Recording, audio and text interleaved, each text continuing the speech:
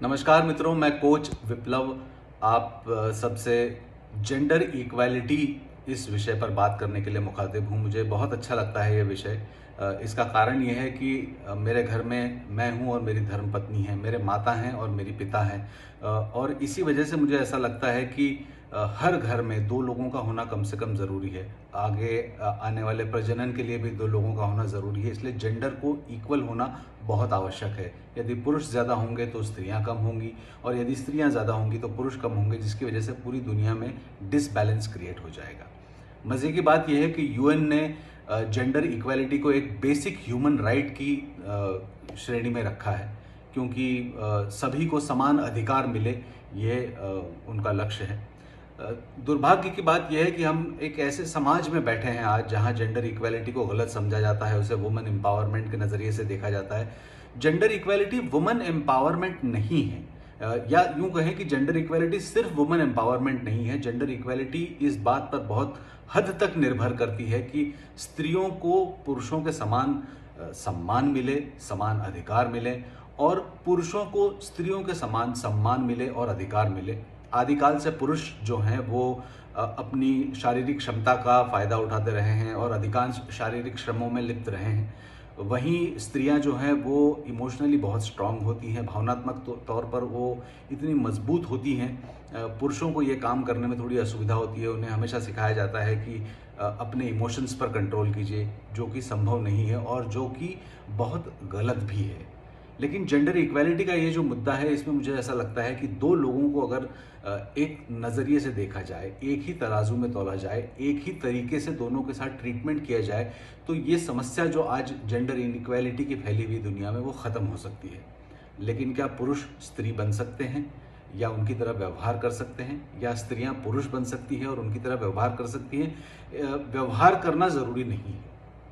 ये एक बहुत गलत नोशन हमारे दिमाग में पैदा कर दिया गया है। जेंडर इक्वालिटी का मतलब है कि सभी प्रकार के, सभी जेंडर के, सभी लिंगों के जितने भी प्रकार के मनुष्य इस धरती पर मौजूद हैं, उन्हें एक ही नज़र से देखा जाए, उन्हें सम्मान दिया जाए, उनके कंट्रीब्यूशन को रिकग्नाइज किया जाए, उनके कंट्रीब्यूशन को एक्सेप्ट किया जाए, और उन्हें बाकी लोगों की ही तरह सभी रूप से, समान रूप से व्यवहार किया जाए।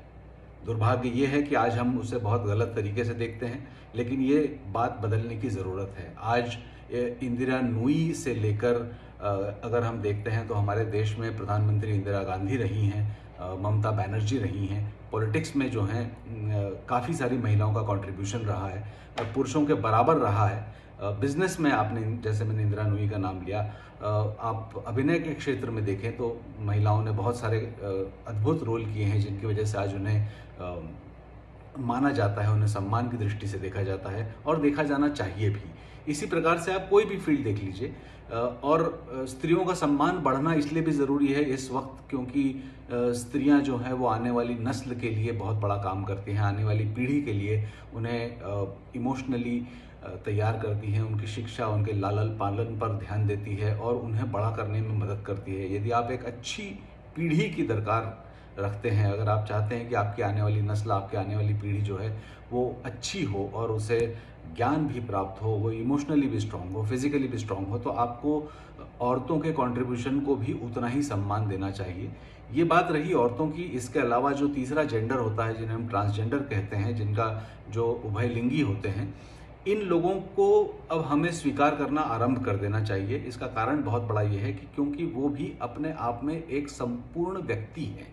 वो पुरुष नहीं हुए या स्त्री नहीं है, इससे कोई फर्क नहीं पड़ता है, लेकिन महत्वपूर्ण बात यह है कि वो भी अपने आप में एक संपूर्ण व्यक्ति हैं।